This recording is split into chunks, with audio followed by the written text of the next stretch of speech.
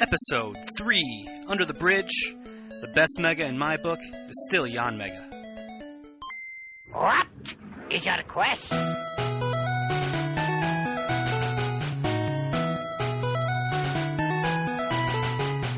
Salutations, citizens. Welcome to this edition of Under the Bridge. I'm your host, Alan Sutterlin, and alongside with me, as always, it's Matt Sybeldon.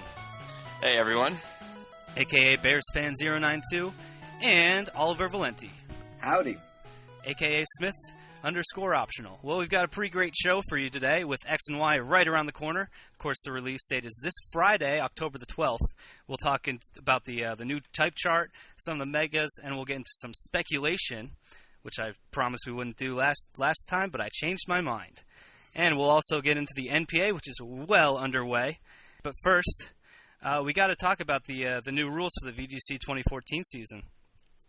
They announced these rules sometime in August, and we haven't had a show since then to talk about them. So, now is as good a time as any.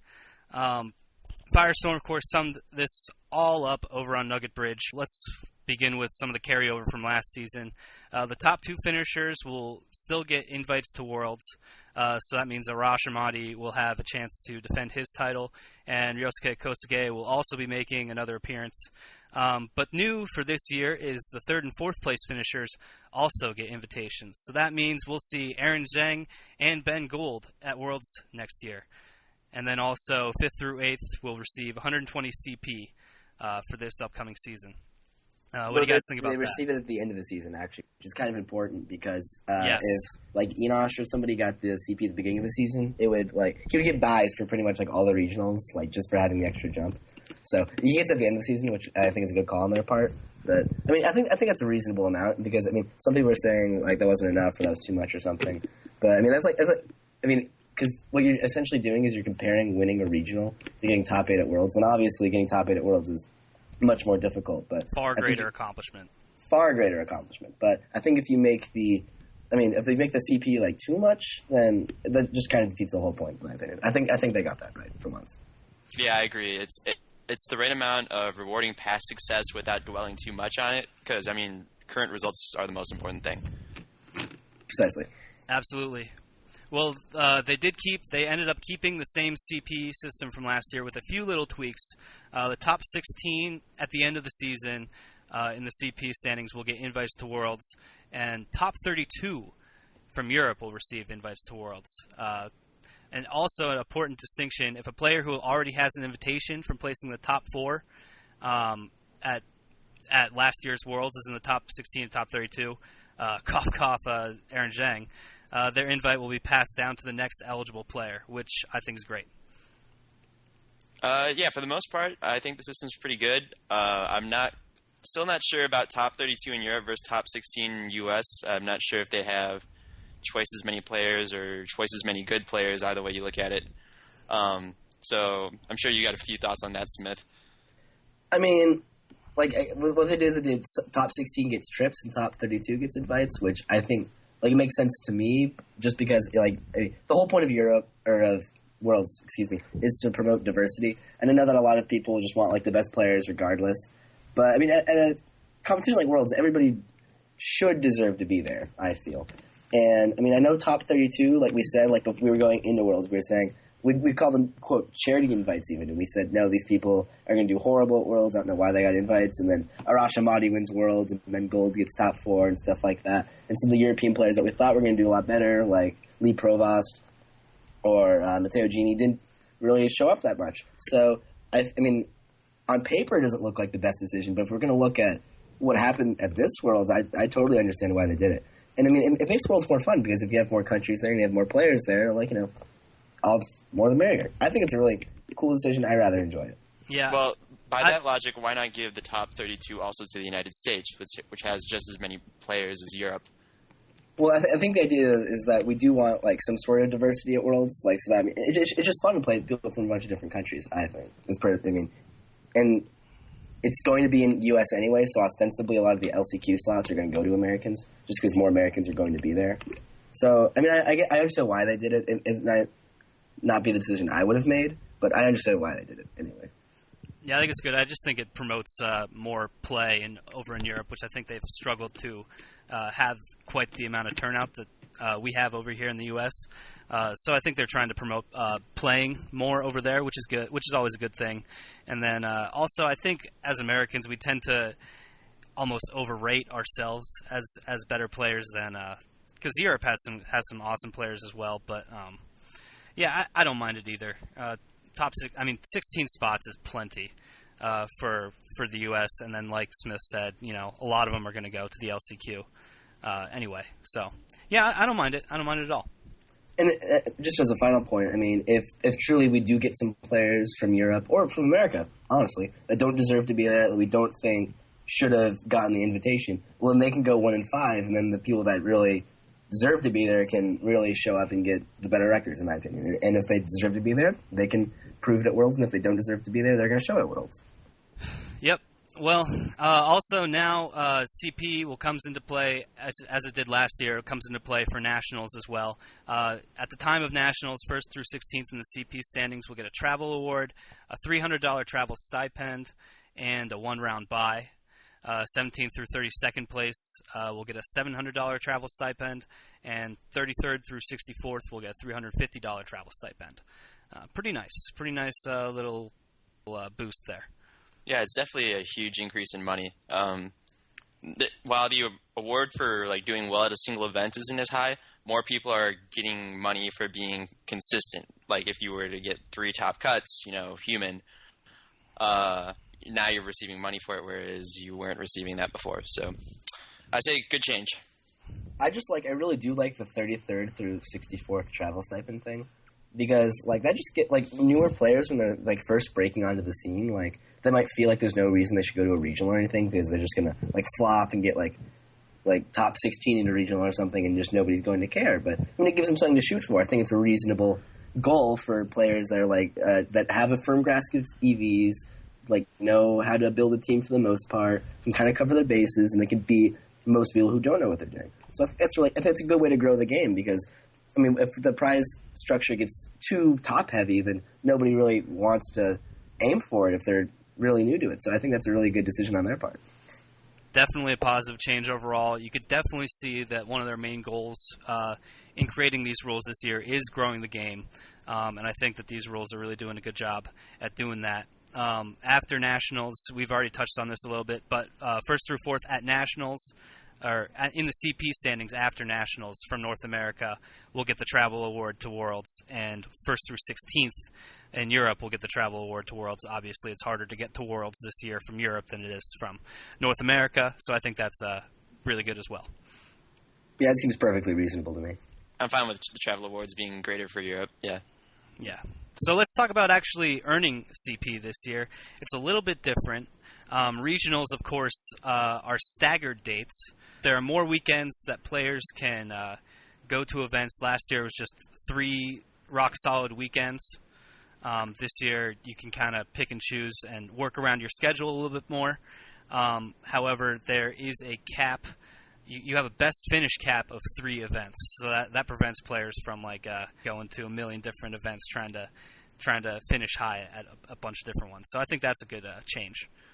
Yeah, I mean, some players have been saying you can quote unquote buy an invite because you can just go to 15 different regionals and then they're only going to count your best 3. But just because we have the national CP, which is much greater and much more emphasized than it was previously, I don't think it's necessarily the case. I think even that if you do if you get first place at 3 different regionals and you went to 15, I don't think you did horribly at the other 15. I mean, I think that'd be kind of strange. It's not like if you go to 15 regionals, you're just going to do horribly at some of them, and then, hey, whoa, I got top 4 at another one. I don't think that's how it's going to work for the majority of the players. So I don't think that that's necessarily a legitimate complaint about the system. I rather like the best finish limit, because then people can select regionals that are closer to them and a date that works better for them and stuff like that. Yeah, I think you're pretty spot on about how the best finish limit stops buying an invite. But because they scattered the weekends, particularly for this fall regional, we're recording on October 6th today, and next week is the first fall regional in California, and I know that Cybertron's flying out there, and possibly Phonic Frog, Kamal Harris might be out there. And if you haven't been following the whole X and Y thing, we know nothing about it other than a few spoilers. So competitively, we're in the dark. So winter and possibly spring are going to be a bit more volatile metagame-wise. So people who are choosing to play 2 regionals on this set of regionals in Black and White 2, I feel like that's still kind of buying your invite. That's a really interesting point because you get to play with a metagame that obviously you're more comfortable with. You've been playing it for almost 2 years now since there wasn't really much of a change between 2012 and 2013. So that's a really interesting point that I didn't really think about. Because you could go to two regionals and have those 2 regionals count towards your best finish cap if you don't take well to the new unannounced rules. Well, even for the X and Y regionals, everybody else, like, I mean, you're in the dark too, but so is everybody else. I mean, it's still an even playing field. I mean, what you're driving at is that because our metagames are more established, the better players are going to come out on top. But I still think that creative, innovative players at the beginning of this metagame are going to feast on how little we actually know about the metagame.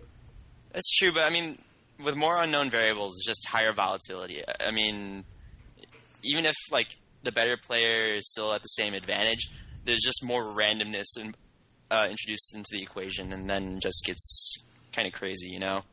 Yeah, to me, it's just like the newer the metagame, the more emphasis there is on team building almost and team matchup. So, I mean, I guess just you have to prepare more for that aspect. But, yeah, I'm curious to see what's going to happen, especially if we can't transfer our Pokemon over until December 27th. Mm-hmm. So I am terrified. Yeah, when Pokemon Bank comes out. The other worst-case scenario would be that we have another 2011 rule set. But let's hope we don't. Yeah, we'll see, and we'll get into this later on in the show. But I don't think that they're gonna do like a Kalos only Dex rule set. But we'll get into that later. Also, another way to earn CP this year, similar to last year, they're going to have online Wi-Fi competitions. But they changed up the CP awarding a little bit this year. First place, you get 10 CP. Second through 8th place gets 8. 9th through 16th gets 4 CP. 17th through 64th gets 2. And 65 through 128 gets 1. So a little bit more of a change there. Kind of, evens out the CP award for how well you finished last year. Last year, I remember I got 128th in a Wi-Fi competition. I got the same amount of CP as the person who got 17th, and I thought that was really weird. That is, yeah. I mean, I like the changes they made for that. I'm glad that they changed the Wi-Fi system. If you DC, you actually get a loss. I mean, we haven't received perfect clarification on how it's going to work. Right, if both players get a loss. That's how some people interpreted it. But hopefully we're going to get the Wi-Fi system we think we deserve. Yeah, it shows they're definitely, with that gesture, it shows that they're being a little bit more serious about the Wi-Fi competition, whereas pretty obvious that they put no thought towards that before. So hopefully the online competition will be a bit more legitimate. Yeah, I think it's a very positive change overall. It's still not a ton of CP, so I mean the regionals are definitely still the events to go to, but they add a nice little boost in there for you for the online competitions. Well, let's just hope that Simon or Dewey don't get robbed this year by online competition. Yeah. Well, just the way Wi-Fi competitions are, I think you almost have to, because that's going to end up being the tiebreaker in almost all the cases. It's just going to be, it's too close. It's too close to call. So, yeah, they really nicked them in the butt last year. But I think those 2 cases, people are going to learn from that. Well, hopefully with more regionals dates, we're going to have a lot less tie scenarios where the CP numbers add up to the same for everybody. So hopefully we won't have another scenario where that determines it. But, stay on your guard, I suppose. Yeah. Well, I guess that's just another added benefit of the staggered regionals dates. Speaking of those staggered regionals dates, fall regionals are just right around the corner. As you mentioned, Bears fan, the first one is in Northern California on 13th October, the day after XY comes out. So the first one will be in Pleasanton, California. The second one is in Arizona on the 20th of October in Phoenix. And then there are 3 that you can choose to go to on the last weekend of October, the 27th. One is in Houston, Texas. One is in Fort Wayne, Indiana. And the last one is in Philadelphia, Pennsylvania. So, oh, boy. Yeah, good old Philly, huh? So which regionals are you guys going to? I think we're all going to Philly, actually, all three of us. Oh, you're going to Philly Yep. this year. I'm going back to defend my title and see if I'm not washed up yet. Defend is a strong word, I was about to say, yeah. But he's going to go there and play. I'm going to go there and play. Defend is a strong word. What, do you think you're going to take it? I mean, I'm going to do better than washed up Bears fan over here. Ooh. Official fighting words. Well, I've been training really, really hard for this, so you guys are going to have to watch your back. But I think what I'm mostly going for is to get a big bowl of pho, like last year. Oh, my God, yes. You know, maybe we'll have to think about doing a podcast or something. If we're all going to be out there, do a live one from the regional. But we'll figure that out later. But, of course, these are still going to use the 2013 rules, and these are the last time we're going to see them used. We're going to put them to rest after these set of regionals.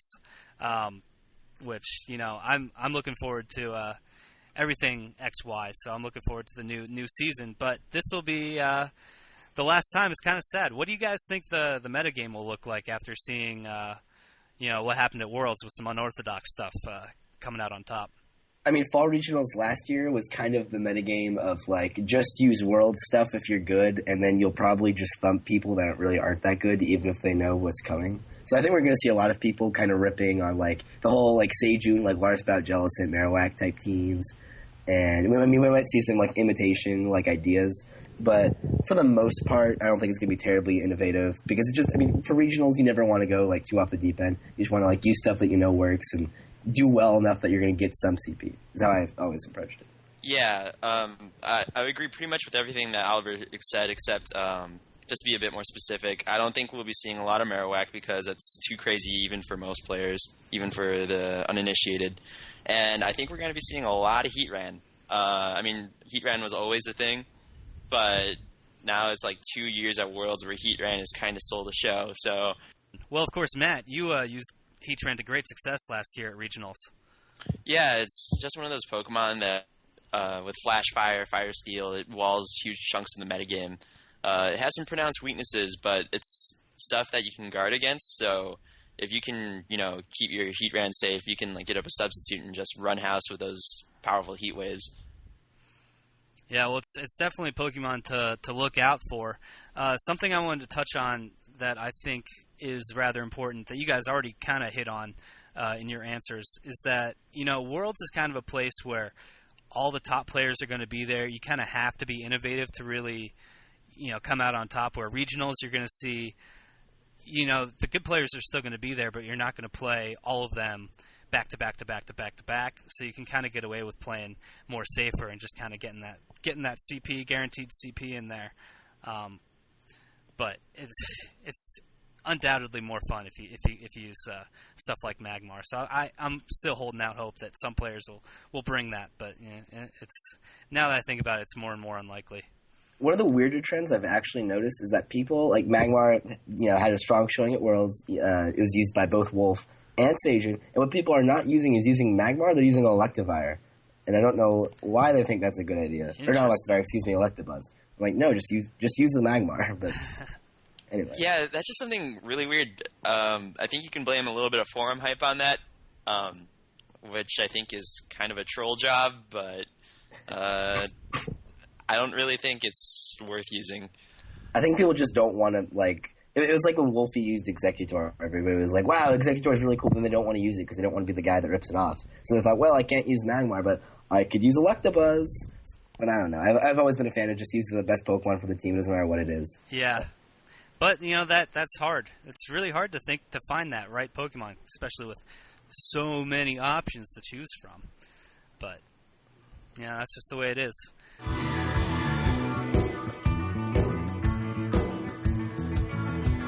But, you know, this will be the last time that we use the 13 rules. We'll finally be able to put them to rest, and we'll finally be able to talk about X and Y. Who's excited? I'm excited and terrified. I know I am excited. I've been looking forward to this for a long time. I think it's going to be the best Pokemon game to date. I'm going to go out on the record and say that. I wouldn't go that far, but it's a new Pokemon game. It's a new Pokemon game. I play Pokemon, like, you know, I'm excited. I think it's going to be right up there on par with Red and Blue, which is only good because it was the first one. Oh, I totally agree. Gold and Silver outclass Red and Blue. But I think X and Y definitely has enough changes to be where, it's going to be one of the best games in the series, probably. Something about X and Y that just is kind of annoying me, though, is I get this feeling like they were just kind of improving, like, everything they were doing, like, along the line.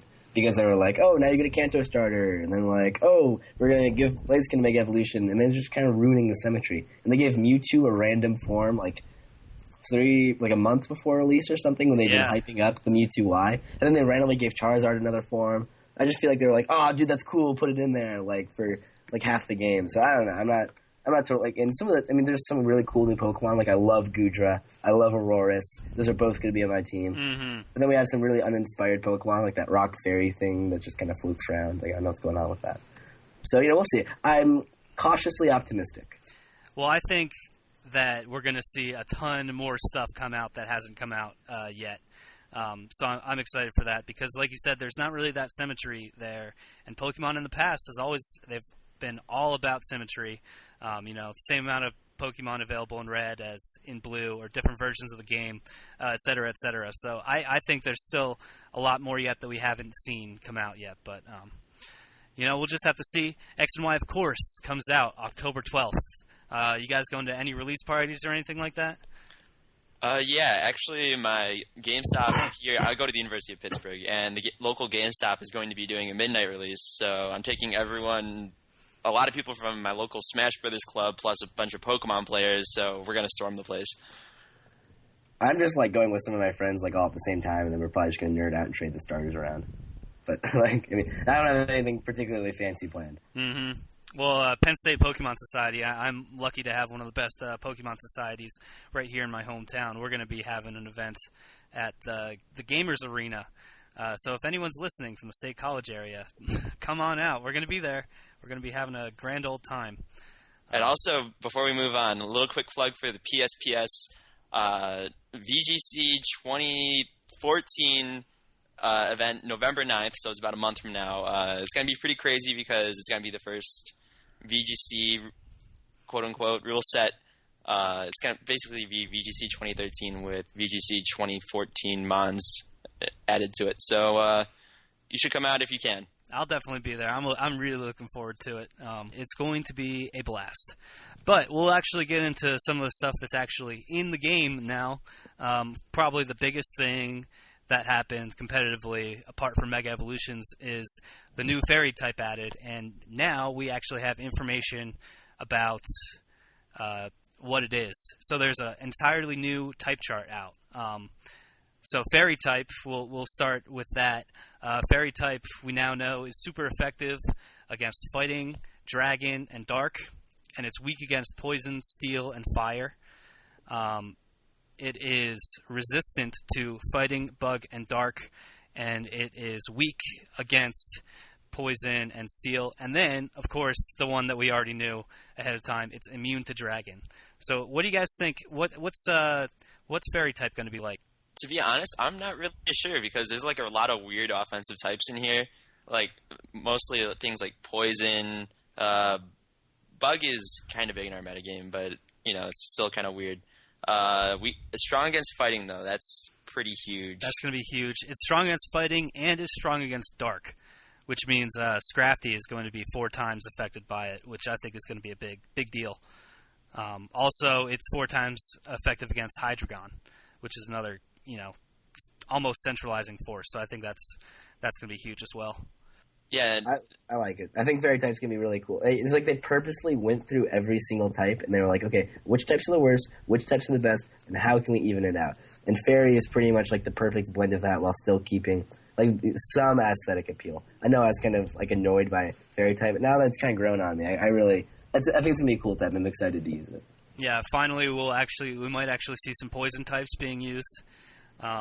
If Fairy type is as good as we think it's going to be, which I think it's going to be pretty decent.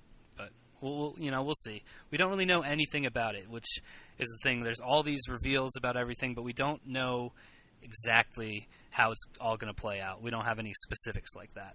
Yeah, the main thing we need to do is figure out species, like whether there's anything with a good base stat distribution with a good ability that's getting it. That's going to be a big thing. Yeah, that's always the biggest thing to think about. But also, something that happened in the new type chart. Steel type got a bit of a nerf. So now, Dark and Ghost type moves, which previously were not very effective against Steel type, they're now regularly effective. So Metagross takes a pretty big hit there. Oh my That is gosh. honestly humongous. I was actually really excited by it. I think it's really sweet, honestly.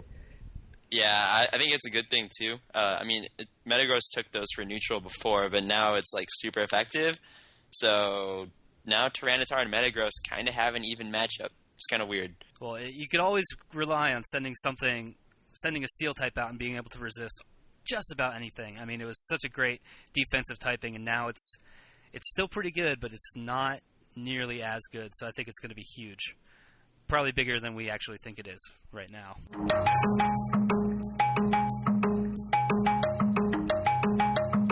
We'll get into some of the talk about the Mega Evolutions now. We've seen a ton of new ones come out. There's way too many to even think about listing them all here. But we have a little bit more information. Now we know that only one can be used on a team at a time, which is something that we were concerned about, to say the least. And it's been said that Megas are supposed to act like legendary Pokemon, or Ubers, for lack of a better term. So technically, if they're like Ubers, we don't know if they're going to be used in VGC. But assuming they are, how big of a force do you think these Mega Evolutions are going to be?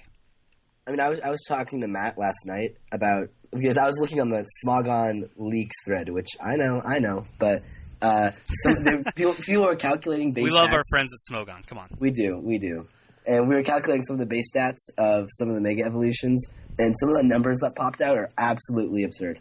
Yeah, a few expletives were thrown around last night. Mega Mewtwo's Wise special attack apparently Oh my God. is the base special attack is 194 or something like that, and he has a base stat total of 780. Which Yes. is For reference, Arceus has 720. yeah. Well, that's the thing, is that they give these Megas to normal things, and then they also give them to Mewtwo. So it makes me stop and think. Are we going to be able to? Because we can't use Mewtwo. Why would we be able to use Mega Mewtwo? You know what I mean? Oh God, I hope we cannot use Mega Mewtwo because that sounds totally terrifying. Terrifying. What I will say is I'm glad they can't hold items besides their Mega Stones, because otherwise this would be absolutely ridiculous. But you don't have to deal gem boosted hits from that thing or life orb boosted. So I feel a little better about it. But and the fact that there's only one on team, I think makes it acceptable. But we're gonna have to see, because that's just an absurd number that we didn't think existed. So, do you guys have any Megas that you have your eyes on for using? Well, Mawile, is just, Mawile is a Pokemon I've always liked, and now that he has, an even cooler design and he's going to be good, I'm just going to use him in-game. But he's actually, Steel Fairy is very convincingly good typing. Yeah. And a lot better. It gets the ability Huge Power. So what happens is you switch it in, you can Intimidate something, and then you Mega Evolve and you get Huge Power. So it's fundamentally you have both abilities, really. And then, if his bulk goes up even a little, he's going to be pretty tanky with Steel Fairy typing. And if his attack goes up by, actually no, he's going to have more attack than Azumarill already, just by virtue of having the same attack set as Mawile. But if he has Huge Power, I can only assume his attack stat's going to go up because he's a Mega Evolution. So he's going to be one of the strongest Pokemon in the game with Intimidate, with Steel Fairy typing. He's still probably going to be kind of slow, but I have my eye on him. I think he's going to be kind of nifty. All right. That was one heck of an analysis, so I didn't know you did your homework that well. One of the Pokemon that I'm in love with aesthetically, not really aesthetically, but conceptually, is Mega Aerodactyl. Because yes. Mega Aerodactyl is really fast, like Jolteon fast. It got a little bit quicker, but that's not the big thing. Aerodactyl's main downfall was the fact that it couldn't really hit hard and it couldn't really take hits. Well, first of all, it's going to get a pretty strong attack boost. I'm reading some places base 140 estimate. That might be wrong, though. That's pretty good. Yeah, especially with that speed. And it also gets the same ability as Charizard X form, I want to say. Yes. Which is Okay, Tough yes. Claws. Yes. The attacking one. Yeah, so it hits even harder with contact moves. And the other thing is it also got a little bit more defense. So especially if you got a Sandstorm boost, you could actually be able to take a hit special-wise. So I don't know, I'm excited for it. Yeah, well, definitely. I like you, Smith. I have my eye on Mega Mile. I think that's going to be just a blast and a half to use. It's going to be so fun. But also, Ampharos, I've always liked Ampharos as a Pokemon, so I'm hoping that its Mega Evolution is pretty good as well, but, we'll have to see. And I also like the Fabio hair that's got going on there. Aesthetically, of course. Seems pretty random, though, that it got a Dragon type. Yeah, but, they had to make it better somehow, so. If Altario's a dragon, then Ampharos is a dragon. Mm-hmm. Well, so speaking of Mega Evolutions, it's also been said that none of the Kalos Pokemon are going to have Mega Evolutions, which is, I was a little disappointed when I heard that, but what do you guys think about that? Well, I think the whole point of Mega Evolutions is kind of like to spruce up Pokemon that you already like. Like, in 4th generation, that's what they were doing with all the new evolutions. That was what the point of Togekiss and Rhyperior was, to call attention to Pokemon that people kind of forgot that were still really cool. So if they're Mega evolving Pokemon that they're also introducing, it's like, it's too much of like one thing. It kind of defeats the whole point of Mega Evolutions. I suspect as we get further down the line that they will Mega evolve 6th generation Pokemon and 7th generation Pokemon and stuff. But for now, I think that's a decision that makes sense. Yeah, and also it's just kind of tough to make any criticisms on that because we don't know if the Pokemon have gotten stronger due to a power creep, so maybe they don't need Mega Evolution on average. It's tough to say without having all the Pokemon in front of us. Yeah, you're definitely right. I'm just hoping that they will eventually release a Mega Evolution for Pinsir. Because Pinsir, in the 4th generation when all the new evolutions came out, didn't get the evolution, but Scyther did. Scyther's had one, but, stuff like Magmire and Electabuzz got it. And Pinsir has been left out in the cold once again. I just don't get it. What's with all the Pinsir hate? Just want to put that out there. Well, they did get beat by a Metapod, so... Fair point. So now we'll get into something that, we actually care about, which is the new VGC rules, which, again, we know literally nothing about. So now it's time to speculate. What do you guys think the new VGC rules are going to look like? I'm officially calling for the entirety of the rest of VGC that it's just going to be whatever the Global Battle Union rules are. Like, whatever people can actually practice on Wi-Fi, because I think they want to bring some consistency and legitimacy to the game. So I suspect the metagame is going to change very infrequently from now on. That's interesting. Well, what do you think, Matt? What do you think the new VGC rules are going to look like? I'm thinking it's going to be something akin to VGC 2013, just with the new Kalos Pokemon. VGC 2011 was kind of a flop, at least in terms of reception. So I imagine they don't really want to go back to that. So, and more options is not really a bad thing, unless you're Zach, who thinks that there's too many options to team build for. Yeah, but I think that's part of the fun, is having so many options, so many different angles to attack things. I mean, you can really get down to individualizing your team, making it right for you specifically. So, I'm hoping that we'll be able to use everything, to have everything out there available to us, including the Megas. I really want to be able to use the Megas. I think that'll be fun. Except for Mega Mewtwo, of course. I don't want any part of that. Yeah, that's good. Full agreement. But, do you guys have anything else do you want to go over for X and Y? Apparently there's screenshots coming out of dual-typed moves. Apparently there's a fighting, flying dual-type move. Yes, base yeah. 80 power. I saw that come out, and once again, that spells trouble for Scrafty. But, yeah, I guess they don't like Scrafty. Huh. But, yeah, I mean, we will, obviously, we'll talk more about X and Y when we know more about it, when the games actually come out. So be on the lookout for that. Next episode, we'll probably be pretty heavy in X and Y content in that.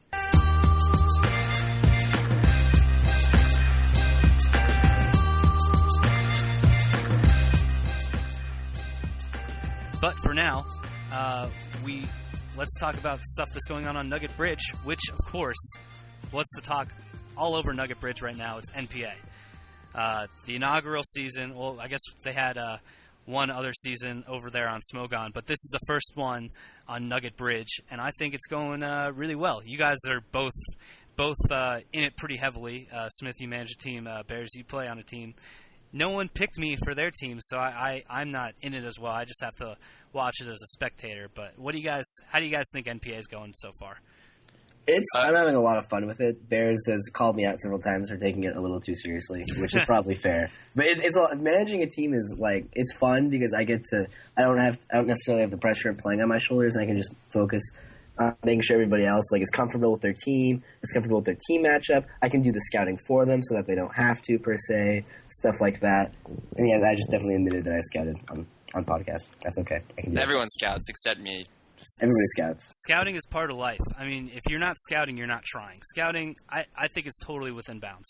Yeah, I think for a focused team competition, I think it's definitely something you should do. It's like my players don't want to scout because like part of my team strategy was like I wanted a bunch of like really nice guys. Pretty much is like my team is like a bunch of like people and like bunch of great guys. Bunch of great guys like Sybeldon would say. A bunch of swell gentlemen that have some really good team presence. But the problem with these swell gentlemen with great team presence is that they have these things called honor and, actual respect for their opponents. And for this reason, they don't want to counter team as much as I want them to. So that's been a big stumbling block for the rollouts this season. But that's okay. We're 3-3. I'm comfortable with how we're doing. We're playing the Rockets and then subsequently the Holy Spirits for our next 2 weeks. So I'm looking forward to it. It's going to be fun. And I'm really enjoying the season. Well, I actually got to manage a team in the first edition of NPA. I managed the Golden State War Turtles, which, I agree with you, Smith. I just had a blast doing it. It was so fun. There's no pressure in terms of playing, so you don't have to feel bad if you perform not up to your standard. But yeah, so Bears, so you are on the player side of things. What can you speak to in terms of that? It's definitely a lot of fun having, a matchup that people are looking at all week and, people are predicting for or against you. That's pretty cool. The one thing I'm noticing as a player is that a lot of your big name players are not doing as well as you'd think they're doing. Like, Cybertron, I think, has a negative record right now. King of Mars has he's 2-3. Yeah, King of Mars has a very negative record. Mm-hmm. Humans, negative. Yeah. Bears is rather negative. Yeah, I got my first win this week. Woo. Sapphire Birch, still 0-5. Hasn't been able to get off the schneid yet. Yeah, so I don't know if it's, maybe people are busy or they're just not as serious, or maybe online competitions are just weird. But we're definitely getting some weird results. Shout-outs to my teammate, BSTS. He's actually doing pretty well. I mean, he's barely positive right now, 3-2, but, he's been playing well, even in his losses. The thing I want to talk about is that this is something I've been trying to drill into my players, is that fundamentally what the NPA is, it's not like an in-real-life tournament because you have time constraints and you have to play a bunch of different people in your team, and you psychologically have to be ready for a bunch of different opponents. For this tournament, what you really is, it's a one-game tournament, and you either win it or you lose it. So I think people aren't really adjusting to that mindset very much. And what makes some of the best players like King of Mars and Enosh so good is that they're really clutch in real life competitions because they can deal with the timer. They have teams that are ready for a multitude of opponents and stuff like that. But that's not necessarily traits that are desirable for this type of atmosphere. So I mean, what everybody's kind of talking about, my good friend Colin Hire, the Battle Room, is currently 4-0, I think. 5-0 in NPA, and he wasn't even drafted originally because he hasn't done anything convincing in an real-life competition. But something that he really understands very well is, I think, the differences between having a one-game tournament and a real tournament in real life. Yeah, it's interesting. All right, well, how about this? You guys want to get into some awards here? Let's do it. All right, so we're going to choose awards just like the real-life NBA, which obviously was the basis for the NBA. So we're going to start off with the most important one. Who is the MVP of the NPA?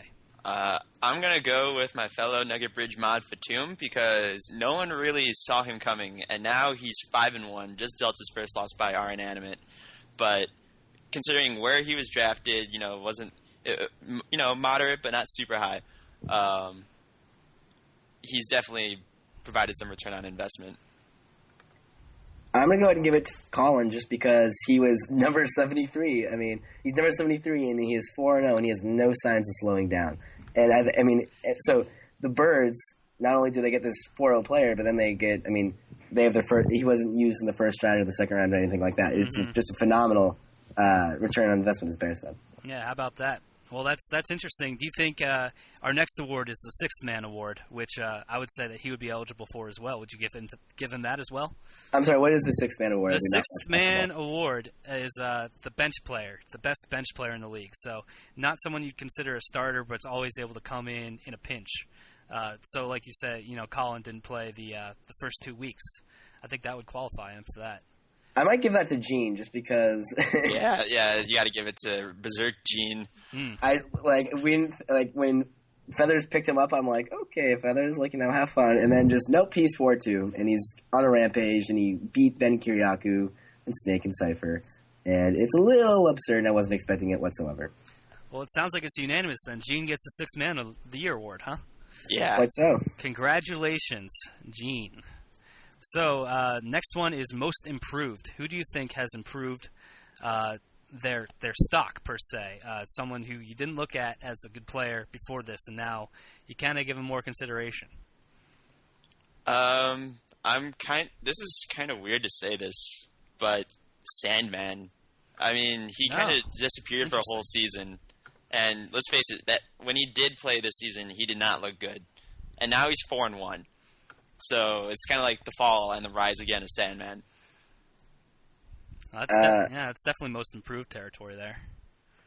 It gave me a second to think about this. Hang on. Come on, come prepared. I didn't even look at it, dude. I mean, I would almost want to say Gene again, but actually, no. No, I'm gonna go ahead and give it to Chalky because he was picked up by, and that was another pick that I was like, okay, Zach, have fun. And then he started 0-2. I'm like, yeah, I see. And then he just beat Plusle, and he just beat Kiriakou. He 2-0'd Kiriakou. And I was shocked when that gave me quite a little headache yesterday as I was worrying about how Cams versus Dimitri was going to go. Fortunately, went the right way, but even so, that I think Chalky is showing that he can play with the best, obviously, because he beat my dude, and all my dudes are the best. So hopefully he's going to keep that going. Because obviously I love Chalky. Chalky's my bro. So yeah, Chalky's a very good guy. So the next one and the last one that we'll do here, Manager of the Year. No, Smith, you can't vote for yourself. Bears can vote for me though, right? Bears?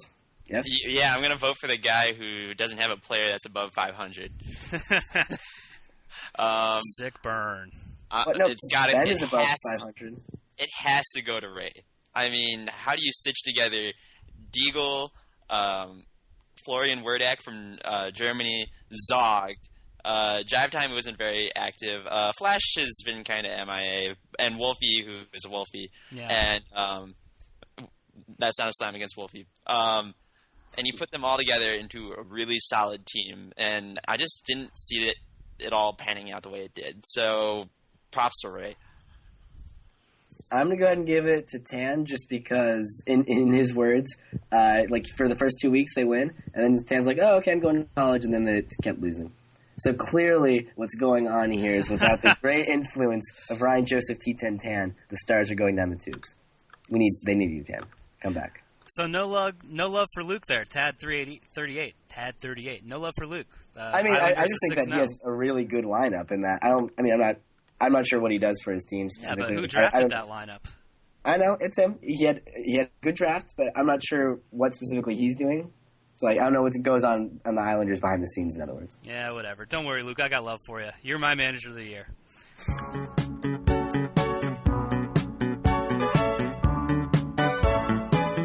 All right. Well, that'll about wrap it up for our NPA coverage, and I think that'll about wrap it up for this edition of Under the Bridge.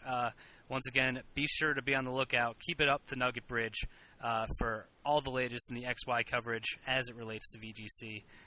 It's going to start pouring out here as soon as the game is released, so keep it locked. Make sure to leave your comments for us in the thread there or on the website there. If you want to get into contact with us, best way to do it is probably to get at us on Twitter. My handle is @Dubs_NB. I'm @Smith_VGC. And I am @BearsFan092_VGC. All Was right. BearsFan092 taken, or? I think I might have registered at one point and lost the password. Fair enough. I know we've all been there. But be sure to check out Nugget Bridge on Facebook. It's Facebook.com/Nugget Bridge. Also, our Twitch channel. We're streaming tons of things. Like I know right now we've got a bunch of international friendlies going on. Cybertron's been doing a good job organizing them. You can view those on our Twitch page, twitch.com. It's just Nugget Bridge is the channel name. Do you guys have any closing remarks? Nah, just enjoy these last few VGC 2013 regionals and try not to get too excited over the next week. Go Rollouts. Yeah, happy XY, guys. Don't feed the trolls.